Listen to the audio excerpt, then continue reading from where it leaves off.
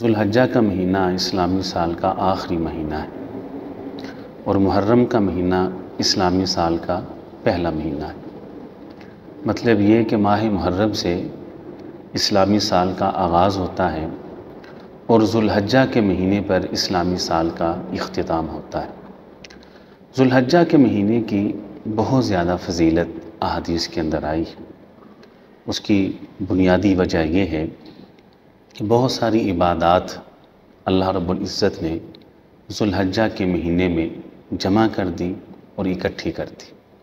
Number 1، مسلمانوں کی ایک بہت بڑی تعداد حج کے لیے مکہ مکرمہ حاضری دیتی اور عرفات کے میدان کے اندر ننگے سر کھلے آسمان تلے 2 ہی چادروں کے اندر ملبوس اللہ کی بارگاہ کے اندر وہ حاضر ہوتے ہیں۔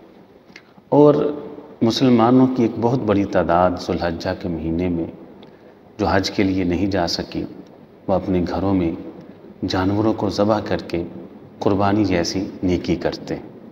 اور ان کے علاوہ جو قربانی نہیں کر سکے وہ ذوالحجہ کے مہینے میں، جن کو ایام تشریق کہا جاتا ہے، ان میں اللہ اکبر، لا الہ الا اللہ، واللہ اکبر، وللہ الحمد، اللہ کی تکبیر کے گیت گاتے ہیں، اللہ کی تسبیح کے گیت گاتے ہیں، اللہ کی ثناخوانی کرتے ہیں، اللہ کی حمد کرتے ہیں، اللہ کا ذکر اذکار کر کے اللہ تعالیٰ کی یوں عبادت کرتے ہیں۔ گویا کہ ذوالحجہ کے مہینے کے اندر بہت سارے بڑے بڑے اعمال صالحہ اللہ تعالیٰ نے اکٹھے کر دیے، تو اس اعتبار سے ذوالحجہ کے مہینے کی بہت زیادہ فضیلت ہے۔